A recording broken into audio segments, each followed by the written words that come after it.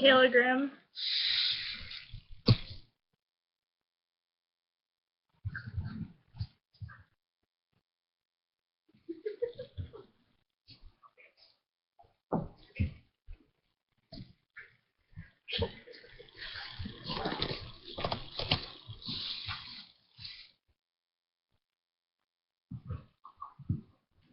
Many people celebrate St. Patrick's Day, whether they are Irish or otherwise.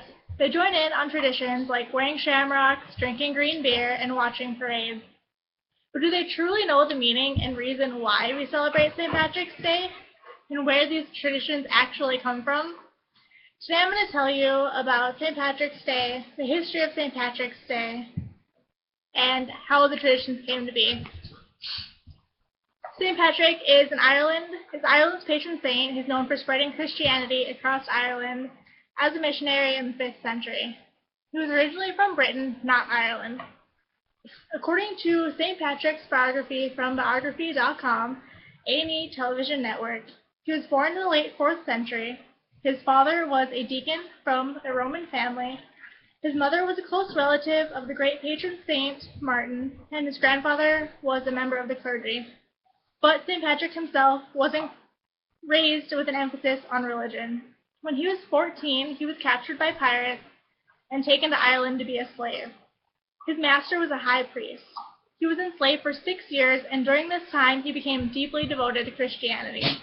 He claims he had a vision of escaping Ireland, and when he was 20, he did so. He escaped Ireland and returned back to Britain, although he later returned to Ireland as he felt he was summoned by God to do so. He spread Christianity for over 40 years all across Ireland. He combined Christianity with the Irish pagan beliefs and devised the Celtic cross. He has been given credit for converting Ireland to Christianity, which is why he became a saint. Since St. Patrick is Ireland's patron saint, one would think that the celebration we now know as St. Patrick's Day began in Ireland. Well, St. Patrick's Day actually was first celebrated in America in 1737. It was organized by the Charitable Irish Society of Boston, as stated in St. Patrick's Day History and Traditions by Jerry Wilson from Willstar.com. The first celebration was in the colonies to honor the Irish culture that many colonists had been separated from. Celebrations continue in other colonies and had those with Irish backgrounds. Many U.S. cities have large Irish American populations, such as Boston, New York, Chicago, New Orleans, and Scranton. St. Patrick's Day celebrations in Boston bring over 600,000 people to the city, and they have a very large Irish American heritage. New York is home to the oldest civilian St. Patrick's Day parade. Although the U.S. may have started the celebration that we today know as St. Patrick's Day, Ireland too holds their own tradition to honor their patron saint. St. Patrick's Day is celebrated very differently in Ireland, though. It is treated more religiously and is considered a feast day. It was made official holiday in 1903, but the first festival was actually celebrated in 1996, as stated by St. Patrick History and Traditions, 9 Surprising Facts You May Not Know About St. Patrick and the Irish Holiday, by Philip Ross, ibtimes.com. St. Patrick's Day is not only celebrated in the U.S. and in Ireland, it is celebrated all around the world, from Europe, the Pacific Rim, and South America. Many traditions remain the same, though, but it has been spread worldwide as people with Irish heritage to continue to honor their culture. St. Patrick's Day is full of celebrations and traditions, like all things green, shamrocks, parades, leprechauns, and everything else. But where did all these traditions come from? The holiday is associated with all things green, but the color traditionally associated with St. Patrick is blue. It is commonly used on flags and coats of arms. It is used to represent Ireland, although green symbolizes the coming of spring and the Emerald Isle. According to St. Patrick's Day History and Traditions, 9 Surprising Facts You May Not Know About St. Patrick and Irish Holiday by Philip Ross from ibtimes.com. The most commonly found green item of St. Patrick's Day is usually dyed green beer.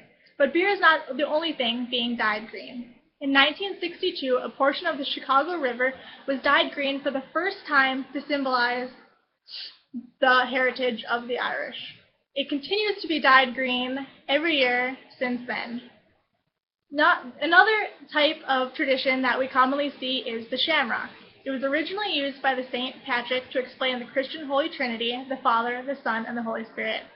The custom of wearing the shamrock dates back to the 17th and 18th centuries. The shamrock was also used to show Irish nationalism and heritage. The St. Patrick's Day parade is also very common among many cities. More than 100 St. Patrick's Day parades are held across the U.S. The first parade was in New York on March 17, 1762. Irish soldiers serving in the English militia marched along with music throughout New York, as stated in History of St. Patrick's Day from History.com. Parades became a common tradition by the 19th century. Another common tradition that mostly you see as a child is the leprechaun. Leprechauns are said to come from the Celtic belief of fairies, which are tiny men and women who use magic for good or evil. The Celtic folklore portrays the leprechaun as cranky souls responsible for mending shoes of other fairies. There were only minor figures in Celtic folklore, but were known for their trickery, which is used to protect their gold. So today I informed you about the history of St. Patrick's Day, most importantly the history of St. Patrick himself, how the day came to be, and some common traditions of St. Patrick's Day. Thank you. Are there any questions?